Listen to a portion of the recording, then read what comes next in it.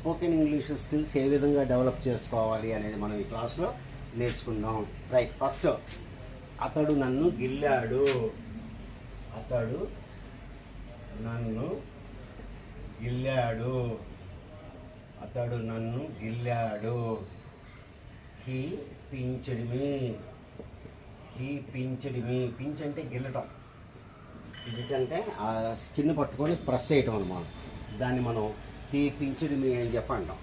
He pinched me. Right, అతను తల ఊపుతున్నాడు. అతను తల ఊపుతున్నాడు.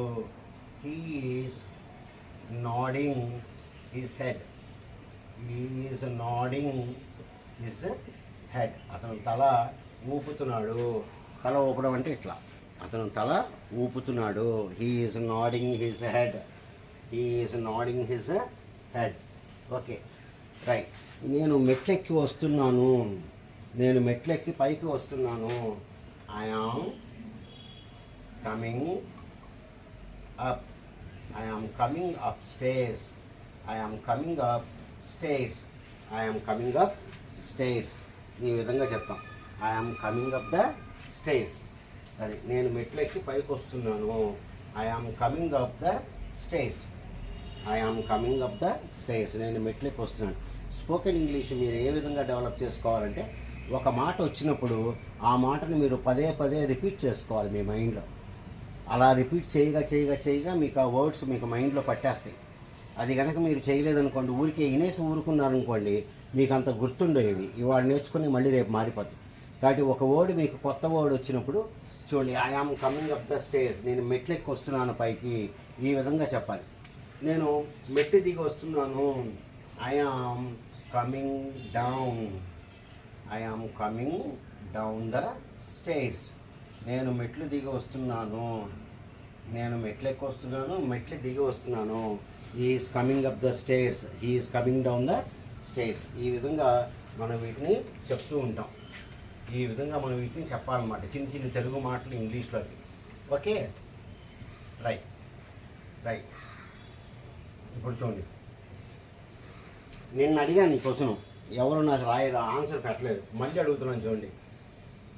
ఆ వైరు చిక్కుబడింది.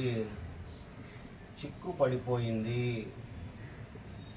మీరెవరు రాయలేదు కాబట్టి నేను మళ్ళీ ఈ క్వశ్చన్ మీకు అడుగుతున్నాను. దీన్ని మీరు ఆన్సర్ నాకు రాసి పెట్టండి. ఆ వైరు చిక్కు పడిపోయింది అంటే అంతా ముడతలుగా అయిపోయి తీయడానికి వీలు లేకుండా ఉంది అని. ఆ వైరు చిక్కు పడిపోయింది. దీన్ని మీరు ఇంగ్లీష్లో ఏమంటారు అని చెప్పి నాకు రాసి పెట్టండి. రైట్, అతను నన్ను ఎగతాళి చేస్తున్నాడు. అతను నన్ను ఎగతాళి చేస్తున్నాడు. He is mocking me. He is mocking మీ. అతను నన్ను ఎగతాళి చేస్తున్నాడు.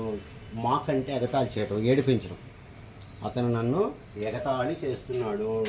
మాకింగ్, ఎగతాళి. మాకింగ్ అంటే ఎగతాళి చేయటం. ఎగతాళి చేయటాన్ని మాకింగ్ అని చెప్పను. అతను నన్ను ఎగతాళి చేస్తున్నాడు. He is mocking me. Right, నీ పని నువ్వు చూసుకో. నా విషయంలో జోక్యం చేసుకోవద్దు. నీ పని నువ్వు చూసుకో. Mind your business. Mind your business. నీ పని నువ్వు చేసుకో. నీ పని నువ్వు చేసుకో. నా విషయంలో జోక్యం చేసుకోవద్దు అంటాన్ని మనం మైండ్ యువర్ బిజినెస్ అని చెప్పి అంటాం. నీ పని నువ్వు చూసుకో అని చెప్పి అంటాం. రైట్, పంపులో నుండి నీళ్లు కారుతున్నాయి. మీరు పైప్ ఆఫ్ చేశారు. ఆఫ్ చేసిన సరే నీళ్లు కారుతున్నాయి. The tap is dripping. The tap is dripping. Water leak అవుతుంది. వాటర్ ఇంకా కూడా కారిపోతుంది పైపులోంచి. ఆ పైపు దగ్గర నుంచి నీళ్ళన్నీ కూడా మనకి లీక్ అవుతున్నాయి. నీళ్ళన్నీ కూడా చుక్కలుగా పడిపోతుంది. దాన్ని ఏమంటాం మనం? డ్రిప్పింగ్ అని చెప్పి అంటాం. దీన్ని ఏమంటాం మనం?